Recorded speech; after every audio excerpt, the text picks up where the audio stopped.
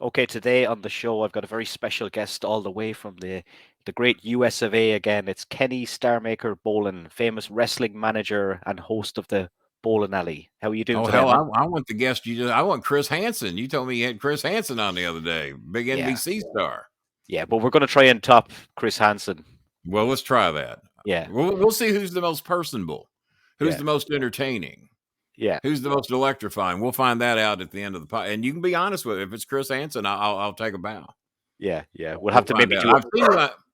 Uh-oh. Well, there might be Yeah. sex going on behind. Every time I go live, the dogs decide it's time to have sex on camera. So And gotta be careful with that. that brings me into my point that we were just talking about off air about streaming Yes. and things like that, not about bestiality, but we were talking No, about we try yeah, not to promote it here. Come here, yeah. Cow. Come here. You want to be on camera? He said we don't do shows in Dublin in the Ireland market that much, so we got to get in here. Well, that's Scooby. That's Two Cow. Hey, we're widescreen now. You see the big screen. That's as a matter of fact, Chris Hansen appears on that network every night. That's MSNBC, and there you go. So I got MSNBC queued up. Chris Hansen could come on here in a matter of. Hi, Scooby. You like Chris Hansen? He says, no, I'm looking at that cat food. I keep cat food on my desk because the cat comes up here and eats during my shows. And Scooby wants the cat food. But you can't Okay. have the cat food, right? Okay. All right. He's going to hang in here for a minute, I guess. Whenever I do a show here, because here's Choco, the show's gone to the dogs. They see that red light coming on, and that's it. They're I attracted to think it straight away. that's what they know every time I go live, because otherwise they never come bother me over here. But when Yeah, the shows yeah, go live, they're over here like, hey, yeah, we want to get on camera. We might get a donation or something, right? yeah, All yeah. right, Scooby's the camera hog. He's a camera We hog. were He was we on were in Dublin earlier today because my daughter-in-law, who lives in Dublin, was at the mall, and my son's chatting with her, and her friends see the dog. Oh my God, yeah. that dog looks like Scooby. They said, "Well, guess what the dog's name is?" They said, "The dog's name's Scooby." I said, that's the dog's name. Yeah. So In Ireland, we call it the shopping center. the shopping center. Okay, well, the mall shopping center, the Galleria. We have the Galleria down here in Louisville. So yeah, so Yeah. lots of different. But you don't use the phrase mall over there much. It's No, we the don't. We don't shopping use center. mall. No. Mall. Okay, all right. Well, you're the land of Conor McGregor. So what do you guys know? Did you get Yeah. any Conor McGregor insults with Chris Hansen? Probably not. Probably not. No. I didn't think so. Poor old Connor kind of. I think the money kind of ruined him from that Floyd fight. You know, It kind of seems that way, don't it? It kind of seems that way. he's having fun Money though. will do Let's that just to say some that. people. What I was going to say was we were kind of talking about being podcasted. Well, what I'm going to YouTube. say is that we started the show 17 minutes late. Is what I'm going to say. Yes. I'm an important man in the wrestling business, or I was 10 years ago. So keep So me hanging imagine- around 12 minutes. What the Imagine broadband. Imagine broadband. That's who we're going to blame. We'll call him out here. hell? now. Let's bring. What is your broadband company? We have Spectrum over here. What do you got? Imagine is mine. It's a satellite. Imagine broadband if it's going to because work or not. Is probably what their motto is. It's normally All good, hey, but not tonight. No sex, please. And they're both boy dogs. Republicans hate my dogs because gay lovers and all. What I was going to say, YouTube podcasts and all that kind of stuff. You said you don't really do the Twitch thing. I don't. I don't smoke dope and I don't play games, so there's not much use for me over on Twitch. Do you find that everything you put up on YouTube, because I find it these days, is like nearly demonetized straight away, and you have to claim or appeal against the video? Believe it or not with mine, because I don't show any video clips anymore. I used to, and then we got hit all the time. WWE tried to shut me down for 90 days because I was showing live from the Yum Center on my television. I had the volume down, but I had it live trying to promote people to go because they only sold 6,000 tickets in a 24,000 seat arena. They tried to make it look full, but we knew it wasn't. So I was trying to motivate people to go, or, if you're nearby, drop on in, get you a ticket real cheap out front and go see the show. And they gave me a copyright strike because I had the company that I worked for 10 years developing talent for them, gave me a copyright strike. I had to write them a letter saying, man, you are going to financially fuck me up. What's the language like on this show, by the way? Oh, you could say whatever the fuck you want. Yeah, same thing on my show. And and plus we raise a lot of money to help Filipino families. So not only are they going to hurt me a little bit, they're going to hurt my Filipino families a lot. And we're building a house for a group right now. That's why you see Food for Filipinos at gmail.com. That is the PayPal address if you'd like to donate to help those families out. Every $5 donation goes a long way, because for every 12 donations we get that are $5, that's $60. That'll feed a family of 4 for 30 days or more. So if you feel it in your soul, you got an extra $5. What is that over there? Probably about 5 pounds, I guess. It's About pound the and a same. dollar getting close, right? We're euros, but it's the same. Euros, excuse me. My bad. Yeah. Now, who's pounds? You tell I'm England. geographically inclined. That's England. England, the That's old their enemy. shit. Yeah. Well, she was in England recently too, so I guess that's why I get my pounds and my euros confused. Yeah, England's pretty short. Is the pound reasonably close or no? I think they're all close now at the moment. They're all really. pretty close. Okay. Yeah. But yeah, they tried to get that. That was the most serious thing I ever had to deal with, because they were going to shut me down for 90 days. And that would have killed me and those families. I mean, because my supplemental income comes off of this. We feed a lot of families on every show we do. And so I wrote them a letter, and they got me reinstated within 3 days. So instead of 90, but still an inconvenience. And if you play any music whatsoever, like a lot of the Filipino girls will want to send in TikTok videos of them doing a little dance, and these obscure piece of shit songs that no one has ever heard of will get you a copyright claim, and it will demonetize it. But we make most of our money off donations. The views we don't even really worry about. We used to just say shit on you, and we do a whole music show, because we don't really make a shitload of money off the views anyway. I mean, I would think unless you're getting hundreds of thousands of views, the money is not that great. I know what we make is nothing to get all riled up about. I tell you one thing that's funny, right? I started this YouTube Shorts thing last month, because everyone said, I haven't done that yet, because I don't do nothing I do is short, so I haven't bothered to try it yet.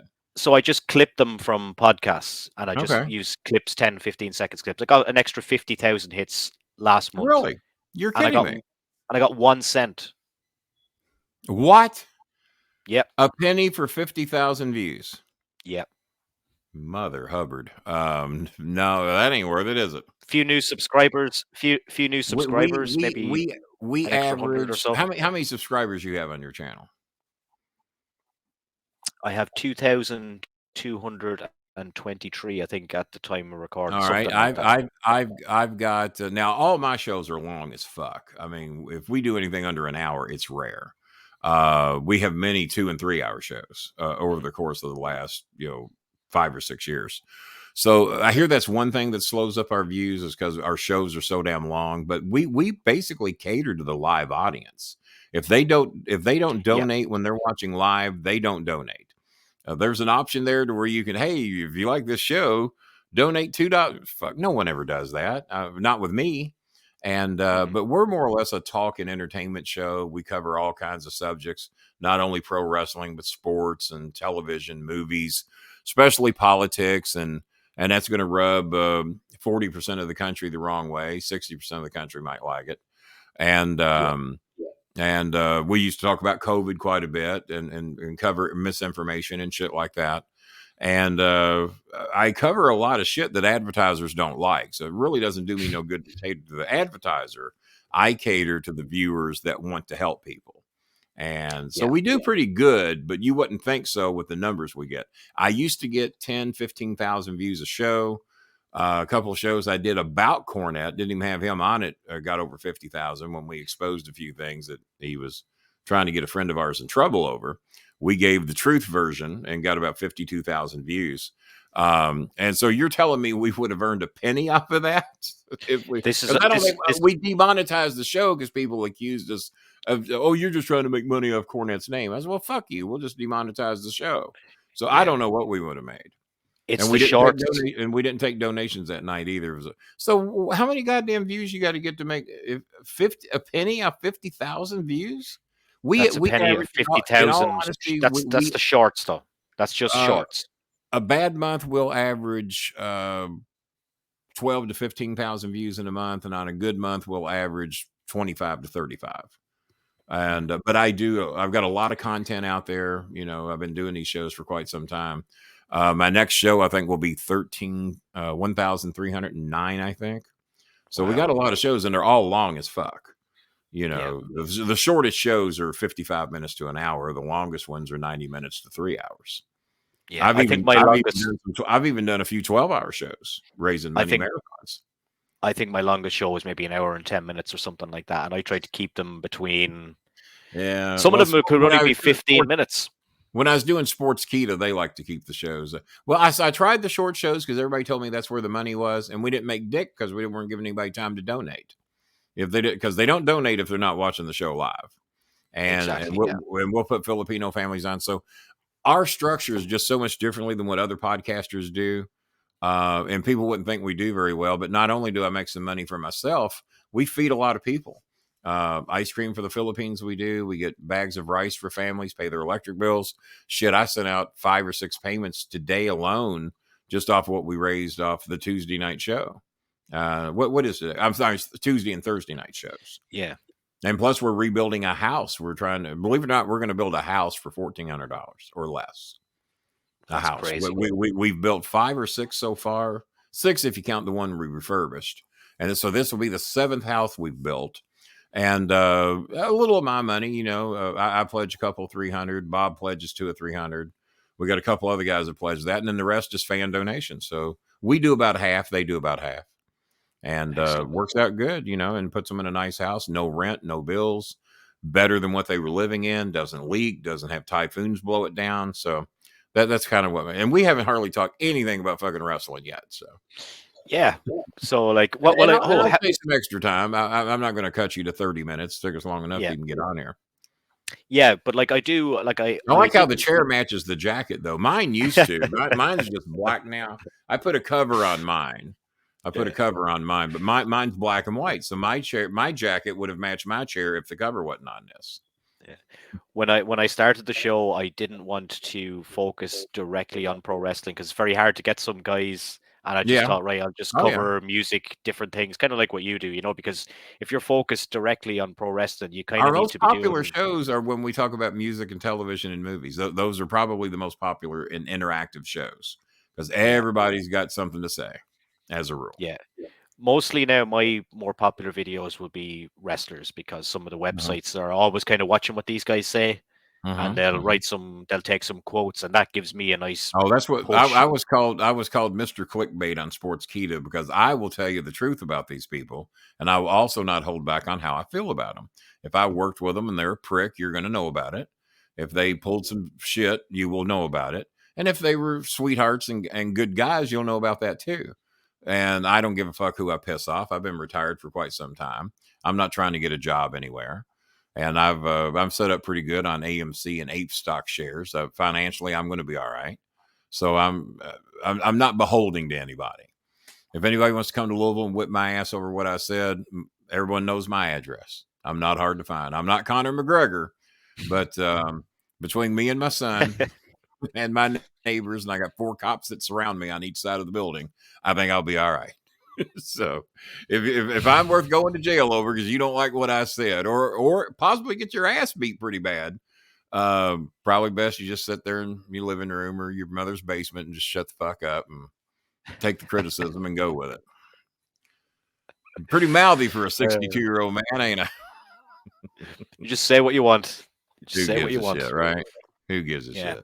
So look, a lot of people that will be watching this obviously will be wrestling fans. And oh yeah. How did you get involved in OVW? I've worked with and have managed everybody, so you know it's hard to throw a name at me that I haven't worked with, or at least worked on a show with, or know of. You know, it's kind of hard to throw any names at me. I mean, shit, I've worked with. I'll throw one name at you that you probably. Go ahead. Yeah.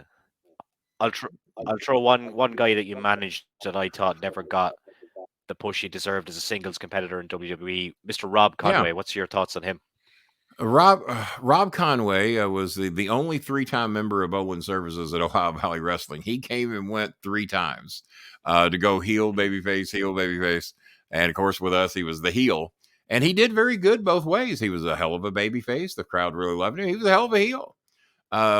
His biggest flaw when he got to the WWE, and he'll admit this, I've heard him say it, is that, and also he recommended me to get the broadcast job along with Al Snow when that slot came available at OVW after Cornette had been fired.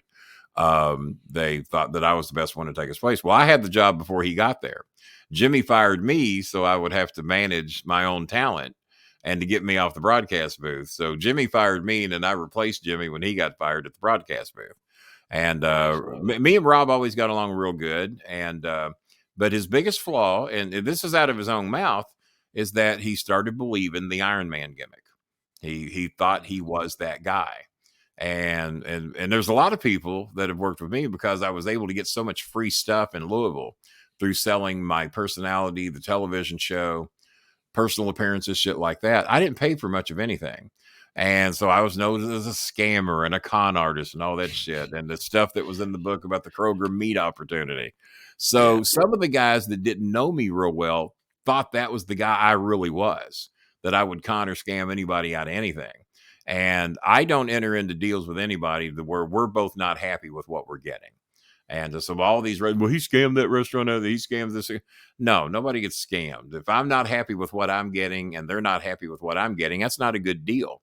And you don't keep doing that deal over and over and over again, which is what we always did through my 17 years with Ohio Valley Wrestling. If they didn't like the deal they was getting, they wouldn't keep having me come back. So I didn't eat for any, I didn't pay for any food.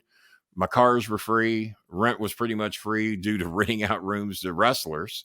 They would have a bed, a satellite television, a TV, nice setup, and by renting out 3 or 4 rooms to the wrestlers, shit, I was making money off my house. I wasn't losing any.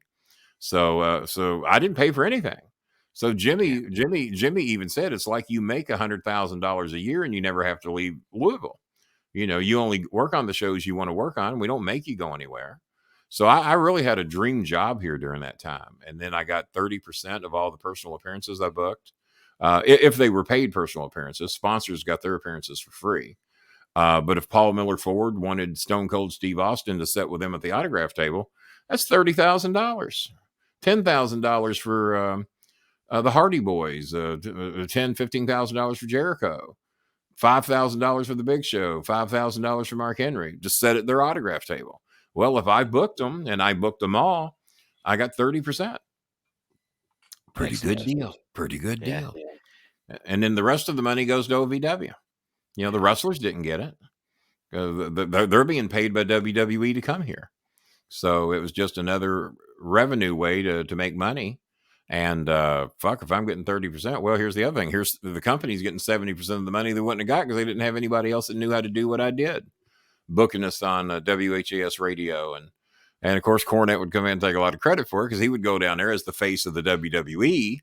Yeah. Okay, we got Kenny, the local star here, but now we got Cornette. He's all over WWE television. He was on WCW.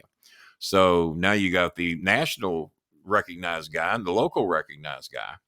And then we'd both go in there and close deals with WHS radio and television, stuff like that. Get our TV deals, get us on in multiple cities: Cincinnati, Indianapolis, Portsmouth, Ohio, Wheeling, West Virginia, Bowling Green, Kentucky, down near Tennessee. So we were on television in like a 7-state radius for a local television show. There's not too many places to do that. And then the DVD started selling, and then we get seen worldwide, from Dublin, Ireland to Manila, Philippines to Mexico to Canada to wherever. I used to have military people write me all the time. Oh, I watch your shows all the time. Well, how do you do that? Well, we order the DVDs. And that was really before the internet was all that popular. The DVDs sold extremely well all over the world. So yeah, because you even see to these days when you look them up on YouTube, you can see that people have kind of ripped the DVDs and put them on. Yeah. They're all out there. And but back to the Rob Conway thing, he said that he believed his own gimmick.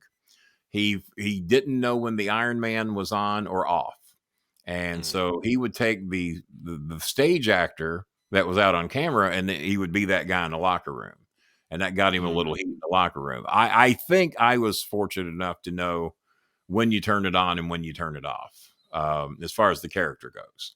Because if you're constantly being the con man, shyster, businessman in the locker room that you're doing out on television, that shit's going to get a little old. So, but out of his own mouth, that's what he said. I believed I was the Iron Man. I didn't. I forgot who Rob Conway was.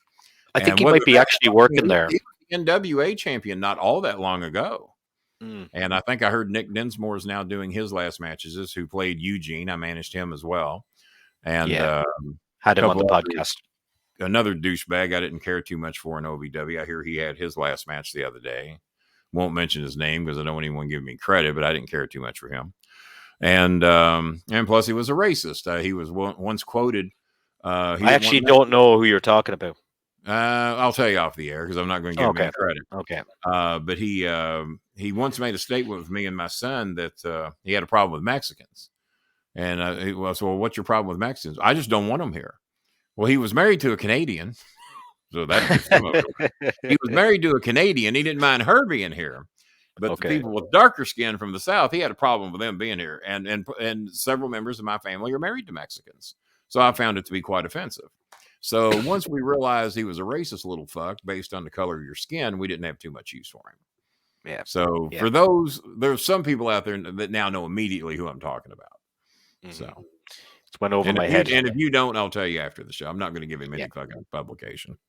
yeah. One man you mentioned there just was Steve Austin. Just curious to know. I Yeah. actually was in Dallas last year. What did Oh you yeah. think of that match and his return? And obviously, I apologies. thoroughly enjoyed it because he's always entertaining no matter what he does. My eyes give me a lot of trouble, so bear with me. Have to constantly keep my eyes moisturized, as I have said.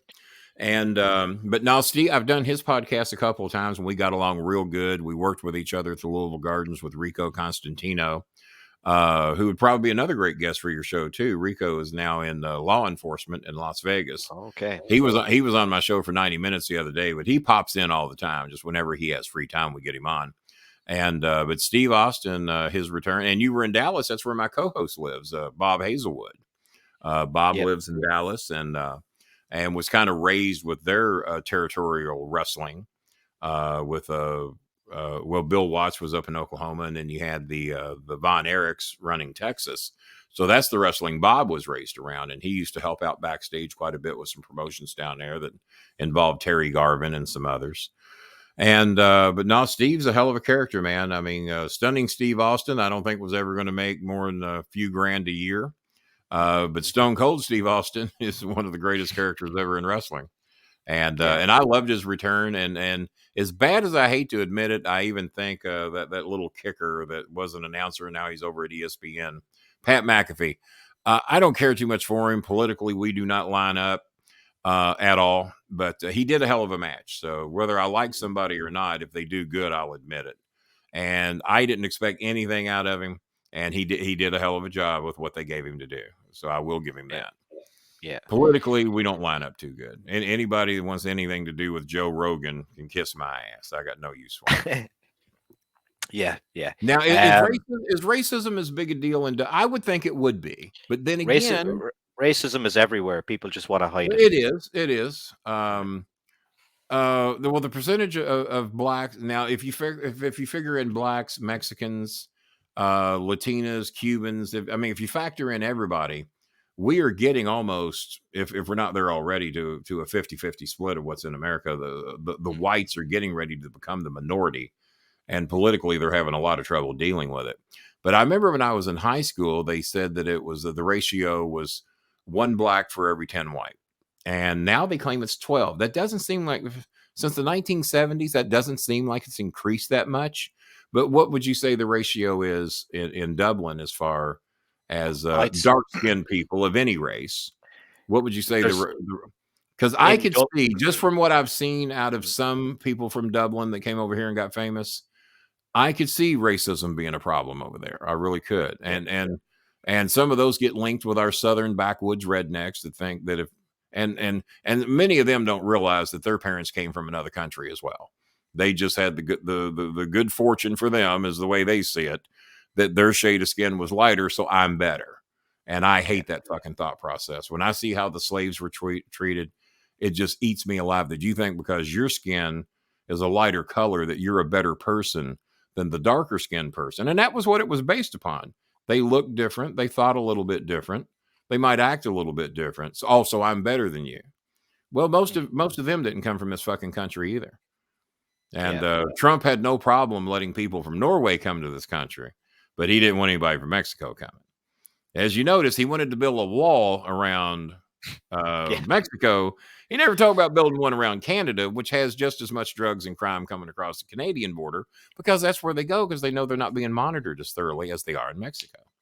So, and I just wondered what it was like there. Like do I would say in Dublin. Do the native Irish give dark people a problem over there?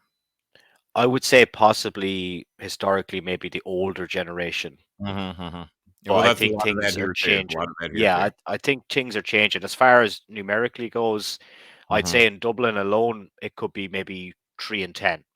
But in Ireland Yeah. as a country, I'd say it's more like overall probably 1 in 10. It's still pretty Okay. low. But I Now, noticed even in I've heard that the Irish are not overly fond of Americans in Ireland. Is there any truth to that? it's not true on my behalf, but they do Well, a lot of I wasn't linking you with them. I mean, you can't yeah, link yeah. me with these southern dumb fuck rednecks They either. they, But they do a lot I of was raised with them, so I know their thought process because that's how I was raised. there's a stereotypical I was raised by a biological father who was the leader of the KKK in Norfolk, Virginia. My other family members might not have been in the KKK, but they would have been honorary members. So that's the shit I was taught. And racism and hate is definitely taught. If you put a black kid, a Mexican kid, Latino kid, Irish kid, white kid, kid from Norway, kid from Munich, Germany together, and no one teaches them any different, they're going to get along. They're not even going to give a fuck about the color thing or the language thing. They will find a way to get along. But when you have the parents teaching you, well, we don't like him cause, and that's what the shit I was taught. And then I would meet these people and go, well, what's the fucking problem? We treat them different because they have a different color skin. Les Johnson's, and this is a real name, Les Johnson was a dear friend of my family, but we couldn't be caught dead walking into his home because that makes you one of those, you can't be one of those. And that's the shit I was taught until I got away from it when I turned 14 years of age. But racism is definitely taught. It's not inherited. All right. Well, we're just covering all kinds of shit here today, aren't we? There's a perception in Ireland that Americans are stupid.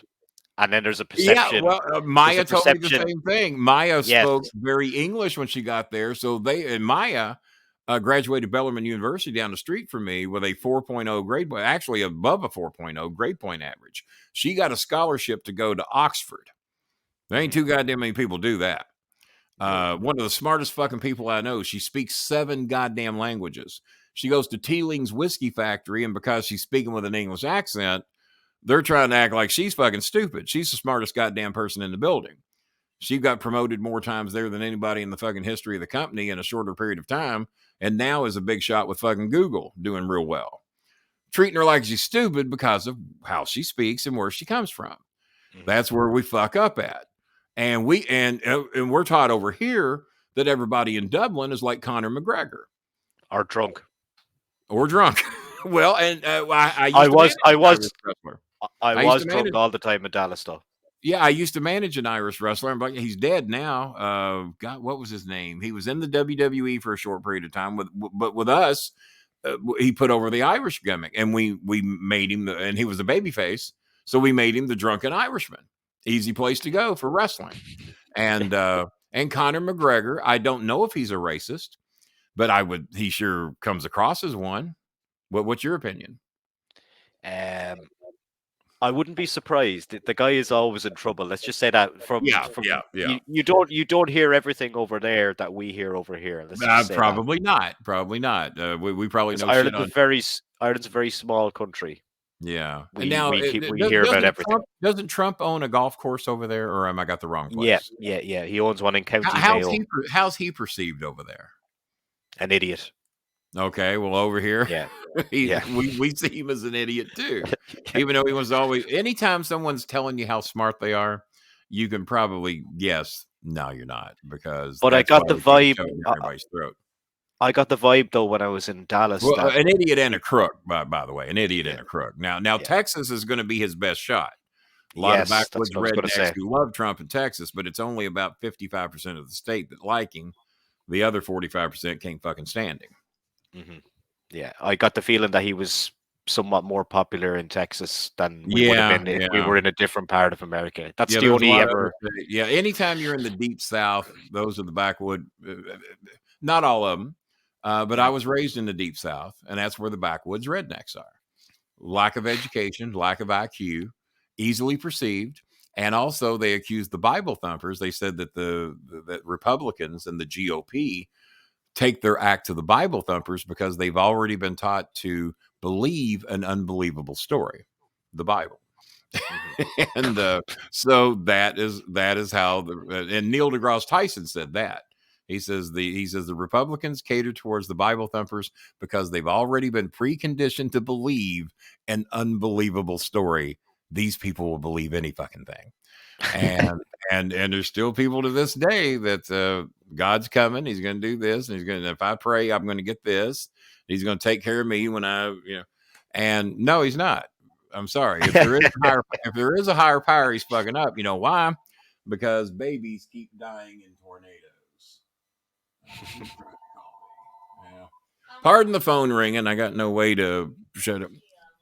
It's all good. I was trying to see.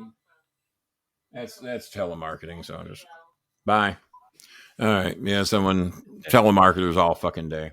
But how religious is it? Now the Philippines is 84%. Ireland's pretty religious still. Are they? Yeah. The Philippines are 84% Catholic, which I was on television over there for 5 years. I have tons and tons of friends over there. They're 84% Catholic. I married a Catholic. Girlfriend before her was Catholic. And but in America, it's only like 21 to 23% of the country's Catholic. The Southern Baptists seem to be prominent here, or the Protestants, as my son calls them. They seem to be big over here. What's big over in Ireland? It's mostly Catholic, I'd say. Is it mostly Catholic there? What percentage would you say if you had to guess? If I would guess at least 70. 50. Let me see what Google says. Hey, Google, what percentage of Ireland is Catholic? Could be interesting. 78%. Oh, some information I found on the website. You're as bad as the Philippines. I said 70. I said 70. Oh, I thought you said 50. Okay, well you were close then. Yeah, 78, not too bad. But the Philippines is 84% Catholic. If you find a Baptist there, you wonder how the fuck they got there. And in 10 years' time, being taught by Baptist churches. In 10 years' time, it's not going to be like that. You know yourself. This religion thing is dying out with people going to church. Well, they've been saying that since the 60s, and guess what? It really is, though. And I think deep inside, deep in people's minds, they agree with me. Yeah. But they're scared to say it. They don't want to say it. It's like a lot of the shit I say. There's a lot of people that agree with me that are terrified to fucking say it. And because the religion, supposedly going to church and all this shit, has been fading since I was a kid. And here we are 62 years later. And still going on. Now, not as many people go to church, but they will not tell you there's not a God, and they're terrified to fucking say so. Well, if there was a God, I'll tell you what. If there was a God, why do preachers never seem to be in a fucking hurry to die? When they're on their deathbed, they're as fucking scared as anybody. They're taking all the medications. They're calling in all the doctors and nurses. Please save me. Goddamn, please save me. Well, if it was the fucking great on the other side, just shut up, lay there, and go to the promised land that you're so fucking thrilled about, that you've been trying to convince people exist. Well, if it existed, you'd be happy to fucking go there and you wouldn't mess with Mother Nature. So there you go.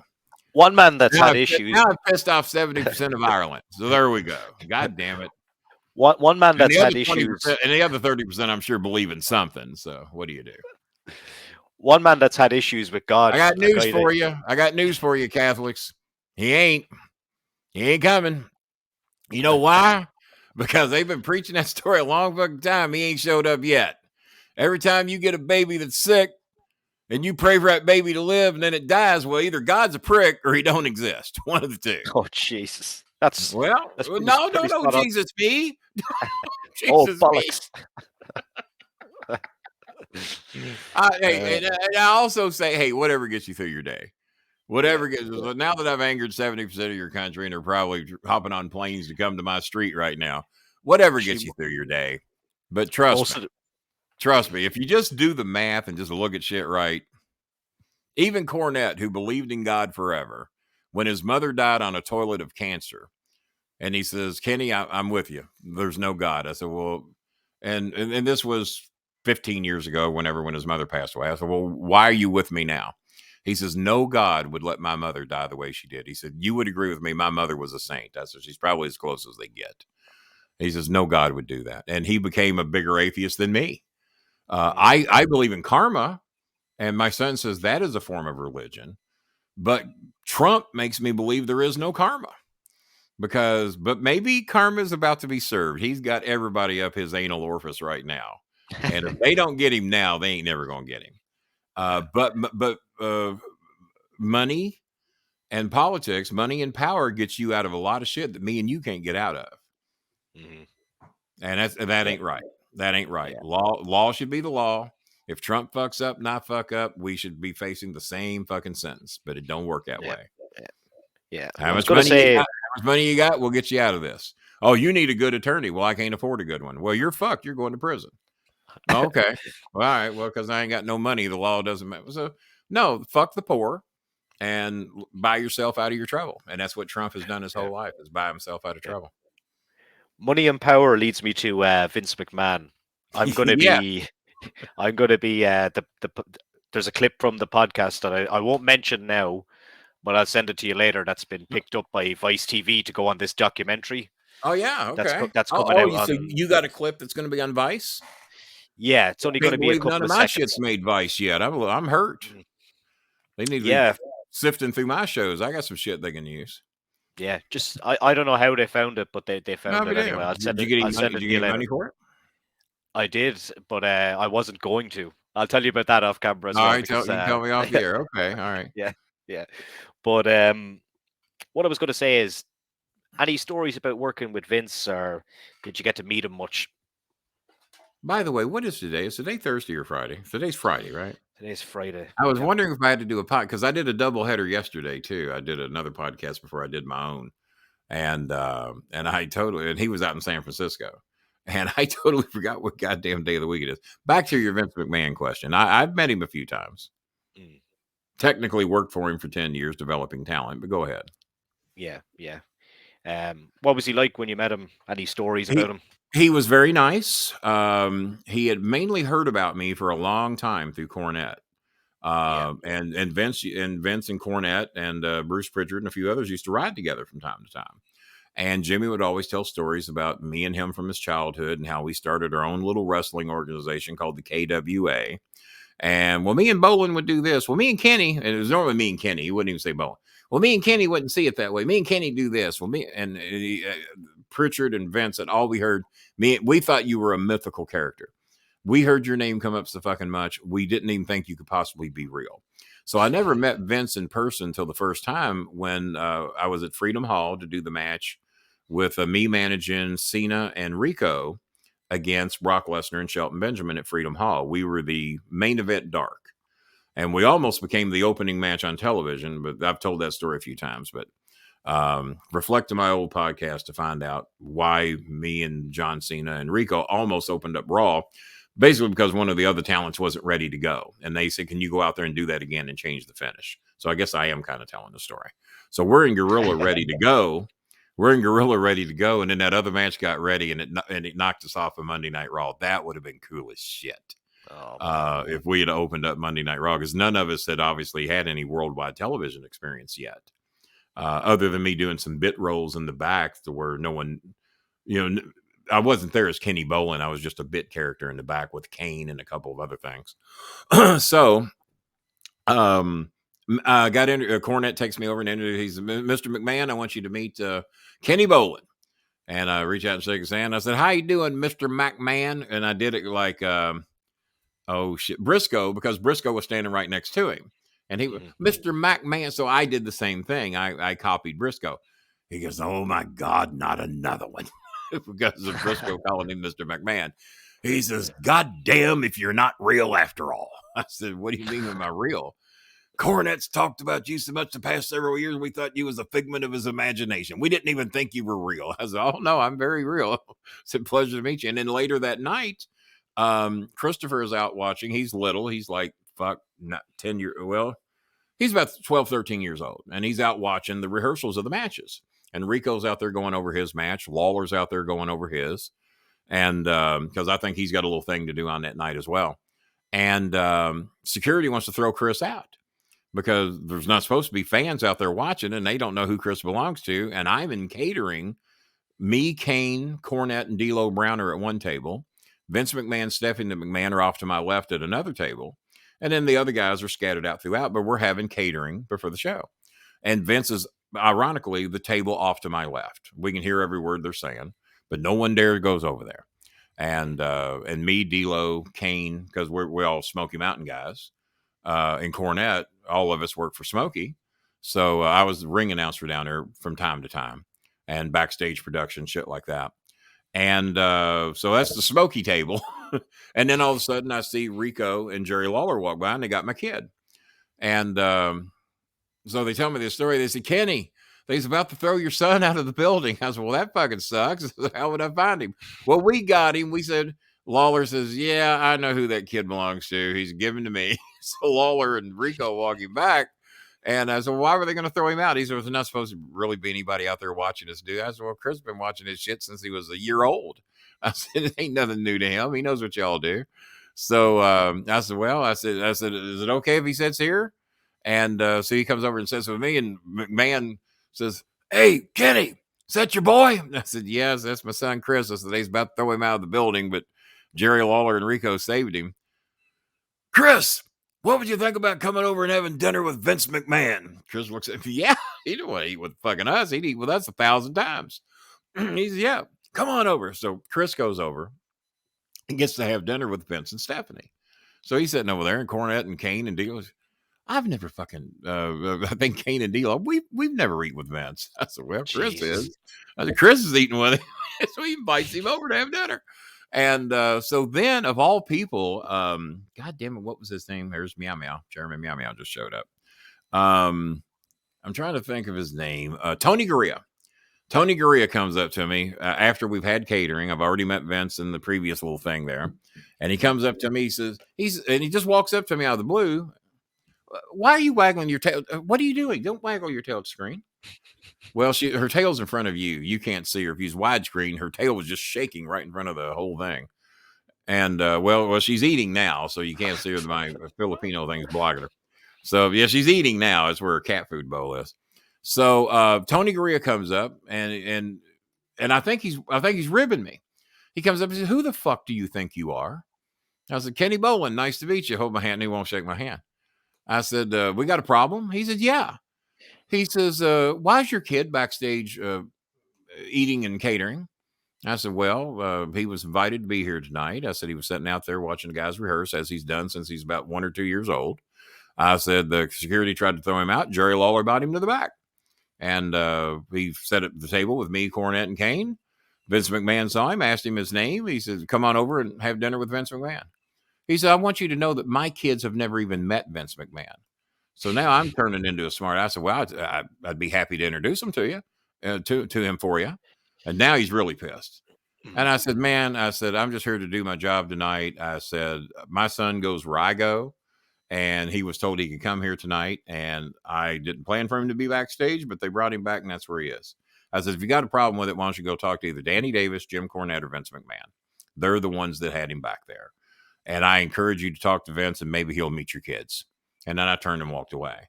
And then what was it? It was Molly Holly and Ivory. And who was the one that played the superhero like Crash Holly? Molly Holly. Molly Holly, yeah. So Molly Holly and Ivory were there. And so they had me come over and talk with him. They said, I can't believe you stood up to Tony Gurria like that. I said, well, he was a prick to me in Lexington once over something stupid. And now he's back here being a prick to me again. So I guess he just doesn't like me. Fuck him. I said, he's not the reason I'm here.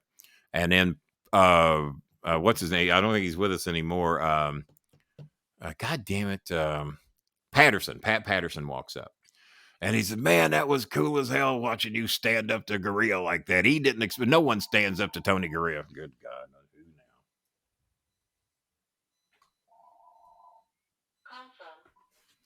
Probably another telemarketing. It doesn't tell me who it is. And, it doesn't ring this much when I do the 9 o'clock show. The telemarketers are busy at 6 o'clock. So Pat Patterson walks up and he gets a kick out of me standing up to Gurria. God damn, that was worth the price of admission. Nobody stands up to Tony Gurria. I said, well, what's he going to do? Fucking beat me up? I said, my kid had dinner with Vince. What am I supposed to fucking do about it? And I've never met Pat before, other than maybe brief encounters. I've never really talked to him. He said, "God damn it, man." He says, "Oh, how come you ain't eating catering?" I said, "Well, he pissed me off, and my son got to eat with me." I said, I'm all right. I'll eat after the show." "No, God damn it, you're going to eat on me." And he bought me a Papa John's pizza.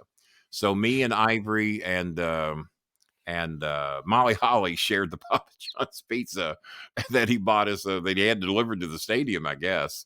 And I forget even what catering had. I was just sitting there bullshit because I didn't want to eat before the match, because I know that we're going on pretty soon. We're going to be I think 3 matches were in the darks, and we were the main event dark. And the last thing I wanted to do was eat and throw up in front of 20,000 people. So, so Pat Patterson was impressed with it. The girls were impressed with it. And me and Tony Garea just never got along. So is he still alive? I don't know. Is the wrestling company, or is the wrestling world that fickle that a guy would get upset about your child eating with someone? You would. Is it Well, really that fucking bad? The old schoolers have a tendency, and I'm old school, but Yeah. times have changed. Times are a little different, and I guess I could see. But goddamn, if you're so intimidated by your boss that you won't even introduce your kids to him, and especially if you got as much stroke as Tony Garea, maybe the new fucking guys don't bring their kids backstage. I mean, Vince can't meet every goddamn kid on the roster, So I get that. But as much stroke as Tony Garea's got, I think he can bring his goddamn kids backstage and introduce them to Vince McMahon if he wants. But that was what he hit me with. My kids have never even got to meet him. Well, I can introduce them if you like. Because Vince had heard about me for a long time. So it was like we knew each other when I met him. He just, "Oh, goddamn, you're real after all." So yeah, I'm real. So we got along good. But then again, I've been very critical of him here recently because of the shit that was done. And I'd heard about that shit before. Cornette tried to dumb me up to it here recently on his podcast, claiming he didn't know about it. Yeah, he did. Because this shit's been going around since the mid 80s. Even before Jimmy worked for the company, we heard about all this shit. And when he worked with the company, we heard about shit. And the girls would talk, but they'd be terrified to try and do anything about it because they didn't want to lose their jobs. I was around when Trump groped 2 of the girls, and they were terrified to say anything because they knew that Vince would believe Trump, and would cover for him because that's his buddy. They're little billionaire buddies, or we didn't know Trump was a fake billionaire at the time, but we're about to find that out now that these taxes have been turned over to Congress. That ought to be interesting. But women get treated like shit in the wrestling business as a rule. It might be getting a little bit better now, but it's still not as fair as it should be. And look at all the charges brought against Vince right now. All the people that are filing charges. Those people ain't making shit up, man. I mean, they went through some shit. And what was Sable sued him for $1 million, and he ended up hiring her back probably to make the lawsuit go away, would be my guess. Well, I'll drop the lawsuit if you give me my job back. And but no, he sexually harassed a lot of women, and I don't go for that shit, whether he was nice to me or not. And I've had people do that, well, Kenny, I know you hate so and so, but he was good to me. Yeah, well, he also admits he gropes pussies, when Trump admitted that because of his celebrity, he could grab a woman by the pussy and they wouldn't say anything. Well, okay, well, you're a douchebag to me. What if that was my sister you groped? What if that's my aunt, my mother, my cousin? Fuck you. You ain't got the right to do that. Keep your goddamn hands to yourself. So just because Vince was nice to me, and I appreciate that he was, and my son, that still doesn't mean I can't hold criticism for the shit he's done. And the wrestling business is notorious for it, especially with the old schoolers. And they get mad when I talk about it. But as a dear friend of mine in the wrestling business who just had a birthday recently, and I'm not talking about Jerry the King Lawler. 3 people had birthdays that day. But one of the other ones said to me, "Kenny, did you notice when the Me Too movement came out, our names weren't in it?" I said, "No." And I said, "I'm a flirty motherfucker." I said, "I flirt with girls, but they know I'm clowning." And even that's almost not acceptable. You almost can't even flirt with anybody these days. So I try to tone that shit down. Filipinos love it, but it's a different set of rules over there. Their problem is that they never get any fucking compliments. That's what they all tell me. They're all trained to believe they're plain and simple. You can see the most beautiful Filipino girl in the world. "Oh, I'm just plain and simple." No, you're not. You're beautiful. People should be fucking telling you that. But they're trained to think they're plain and simple, so that's what they believe. That's what they believe. So, but women get the short end of the stick in the wrestling business. and to a degree they still do. It's better than it was, but the men still think they're the real deal. And I guarantee you, if they ever give the women their own show, and I'm not talking about Glow or any of that, I mean fucking wrestling, a wrestling show. And I'm not trying to say that Glow's not, but I mean with the company. I mean, if AEW breaks off and gives the women an hour, and if WWE or 90 minutes, whatever, I guarantee you their ratings are going to be about as good, or maybe in some nights better than the men. I truly believe that. I've been saying it for about 10 or 12 years now, and I stick to it today. Give them their own show, and then you don't have to worry about competing time with the men. Mm-hmm. Give them who's on first, who's on last, and all that kind of stuff. Exactly. And when women have main evented, and they've done it a lot more lately than they had in the past, even before Vince went away, the women have done very well. There's been women main event WrestleMania recently. Yeah, and that was unheard of in the day. You know, it's got to be The Rock, it's got to be Cena, got to be Hogan, got to be Undertaker, Stone Cold, whomever. Never dreamed putting any of the women out there, but that has changed. But then again, the star power of the men is greatly reduced. You got Roman Reigns, and that's about it. Yeah, there's nobody else, is there? Let's be honest. And they hated Roman with a passion when he was there before. Then since he came back with a tumor, he found a way to get himself over and has done a hell of a job at it. He's raised the Usos from mid-carders to main event status. Yes. No one gave a shit about the Usos before they got involved with him. They did not give a shit. And they used to boo Roman out of the building. He came back from the tumor, developed a persona, worked on his shit, and now he's the most over guy there. AEW, MJF's the guy. Mm-hmm. Kenny Omega's the best wrestler. MJF is the best entertainer. And that's just the way it is. And no one else is in his league. Yeah. The only critiques I would give MJF is to tone down the language a little bit, because the more you cuss, the less it means. I should listen to my own lesson. And he's a little hot on the anger. He's too smart and and I talked about this on my show last night. He's too smart and too educated to have to always be angry, to have to always scream and yell. You don't have to do it, because a lot of times you get more attention. Have you noticed how, well, you probably wouldn't notice because you probably paid a little attention, but Joe Biden likes to, it's because of taxes. You know, when he wants you to listen, he whispers, because that's when you get their attention. And I've seen many wrestlers work that in. Nick Bockwinkel never screamed and yelled. If you've ever watched Nick Bockwinkel, he wasn't a screamer and a yeller. Ric Flair pretty much screamed and yelled every interview, if you really get right down to it. I don't think Ric Flair had to do that. But that was he was 99 miles an hour all the time. And MJF has been doing a lot of that. And that's the one thing I would change about him. Tone it down, because he's too smart and he doesn't have to scream and yell every interview. And he doesn't have to cuss like a sailor on every interview. Save it. Drive your point home with your shit, damn, or hell, or fuck, if they're going to let you say that. But if you throw in 15 fucks, 8 son of a bitches, 3 motherfuckers, and 6 pussies, then what have you done? You know? Yeah. You just know that you can repeat foul language quite a bit. So that's just my opinion. What the fuck do I know? Kenny, if people want to follow your podcast and channel, just as we kind of wrap up, where do they go? What do they do? I will put them underneath here as well. Yeah, we'll do this again. It's very easy to find me on social media. If you go to any of the social medias and type in Star Maker Bolin, Instagram at Star Maker Bolin, on Twitter, / Star Maker Bolin on Facebook, you will find me. The Bolin Alley is very easy. YouTube.com / The Bolin Alley for now. And so that's how you find the Bolin Alley. We've got over 1,300 episodes there. And my email, if anybody ever wants to email me, Food for Filipinos is how you donate to help out our Filipino families.